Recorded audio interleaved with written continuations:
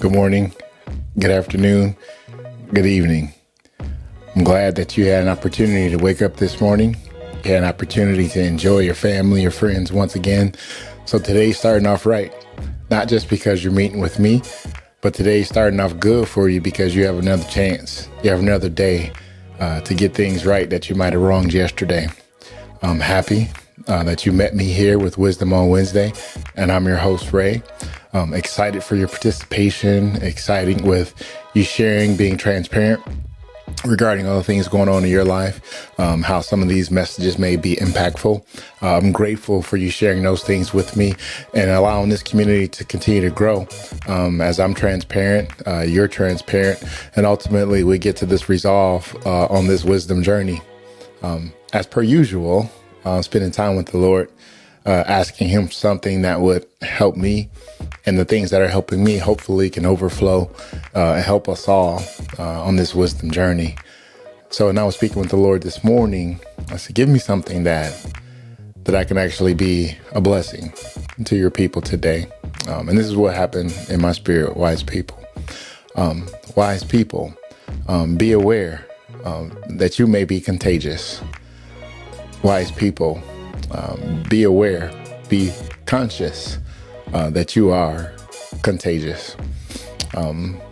As many times you guys will hear me tell stories about the impact of my mother's life on my life, the wisdom she gave me as a young person, the little tidbits that she said. I didn't really understand all the things that she was giving me at the time, but as I recall, and many of those memories are brought back to me when I'm sharing on this podcast, I really understand how impactful she was.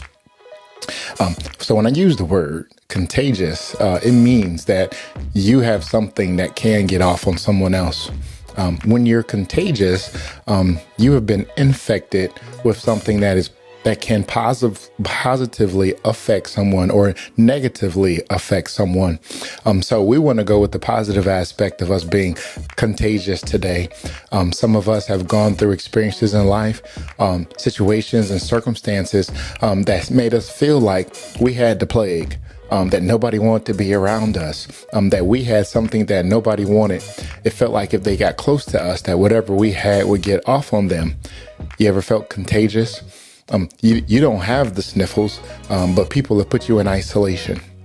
You're not sneezing, you're not coughing, you don't have a runny nose, you don't have watery eyes, but there's something about you, something about your persona, something about your charisma, something about your confidence that makes people put you in isolation. They put you in quarantine because they make you feel like something's wrong with you. And ultimately, there's something desirable in you that some people just can't understand.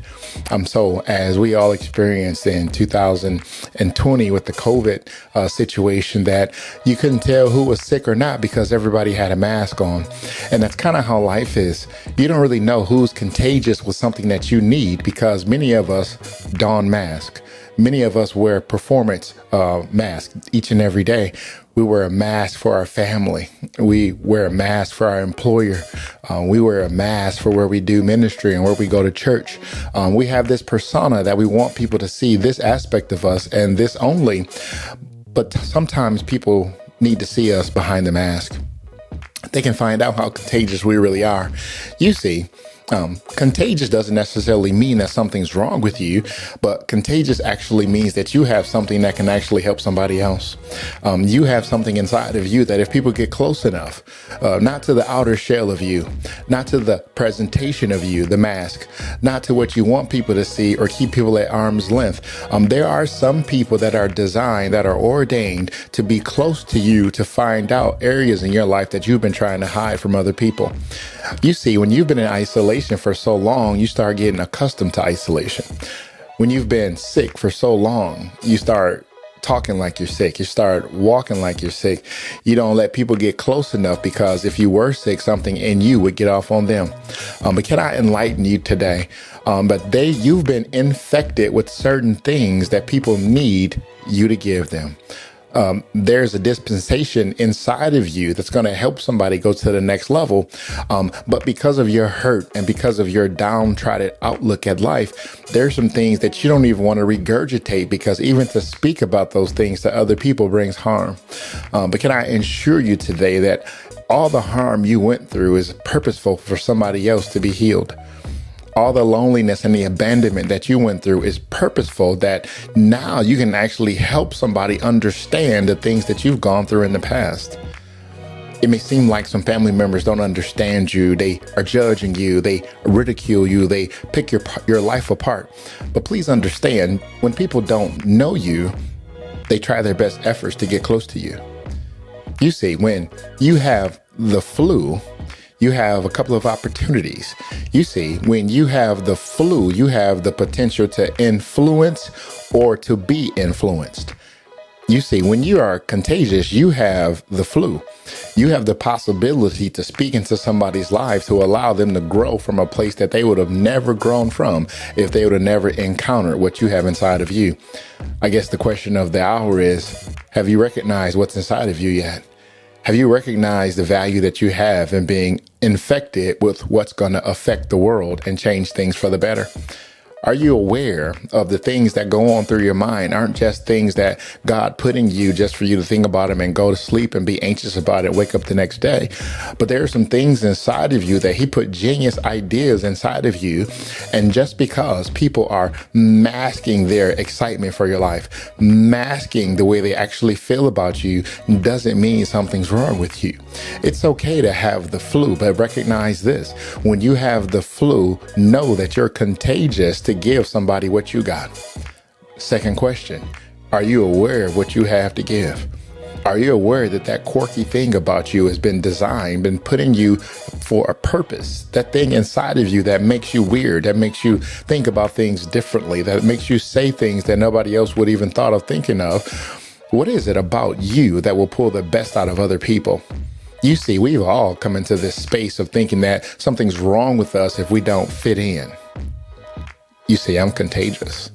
I can't fit in because something is in me that's been designed to change the world.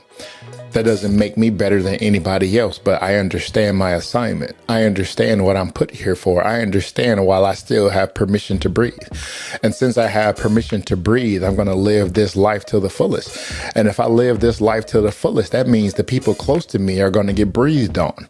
And when those people get breathed on with what I have, they're going to be infected with what I have to affect their lives, to affect their future, to affect their present. There are some people that are ordained to breathe on you. Some people that are ordained to affect your life with the thing that they're infected with crazy discipline, infected with all types of purposeful thoughts, insightful thoughts, things that they will always be conversing, always pushing you, always making you think a little bit deeper, always making you take that thought to the next level. It seems that sometimes they think in 3D. But guess what would have happened to your life if you never met them? Guess what would have happened to your life if you've never been involved with a person who's been infected with a sadistic drive? What would have happened to your life if you've never crossed paths with somebody who's super organized, somebody that's super on time all the time? People are purposeful in our lives so that we can get to the designated place that God has designed for us. There are some things that can only happen because of what the master designer has put in us to help other people. But if we never, ever recognize the gift that's in us, we're going to always feel like something's wrong with us.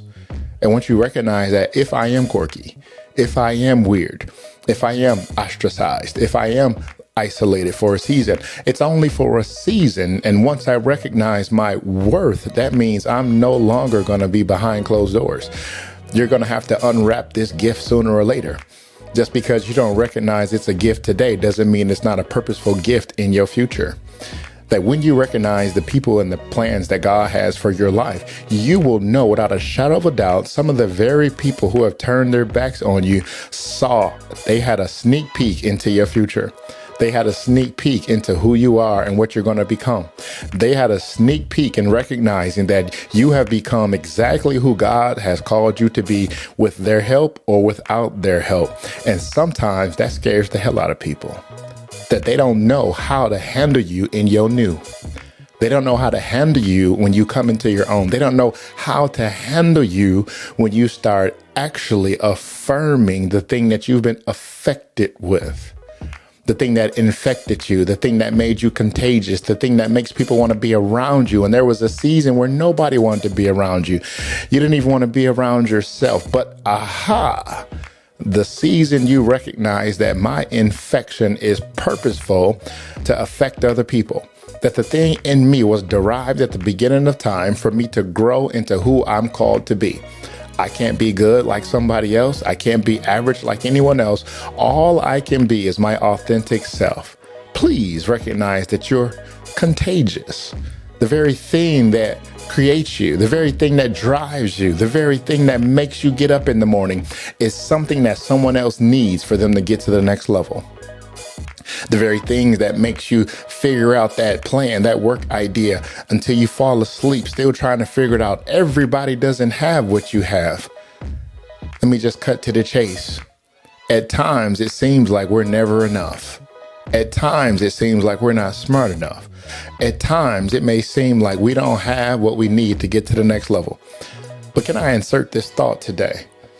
There are some frustrations that are designed for us to recognize our futility, to recognize that we can only go so far, to recognize that we have a couple of gifts and we need to make certain that we partner our gifts with other people and we can be contagious together and ultimately conquer the thing that God has ordained our lives to be in cohesion together for.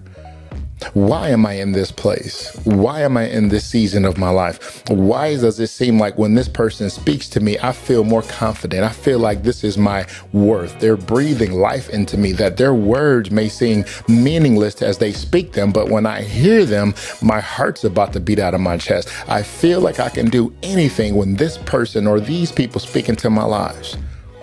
Purposeful conversations with people who are contagious with the anointing that you need, contagious with the thing that they've had for a long time, and they've had it so long they may have become complacent with it.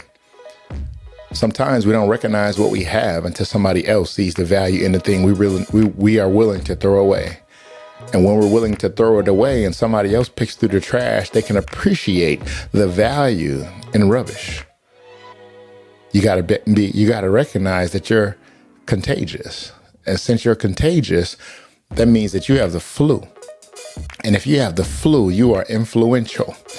Be certain that you are not being contagious and just being susceptible to all types of germs. Make certain that you're on guard, that everybody doesn't have the right to speak into your life, that everybody doesn't have the privilege to actually be in your space to affect your future, that you have to be cautious, just like any time that you're sick and your immune system is weak. You can't let everybody into your space because they might give you something that you can't handle. You have to prioritize your time and the people in your life that speak over you, that speak to you, that speak into you, because the very things that you hear will affect your heart. And when they affect your heart, they will affect your mind. And when it affects your mind, it will affect your walk. Be careful, recognizing that you're contagious. Understand the power you have in being influential.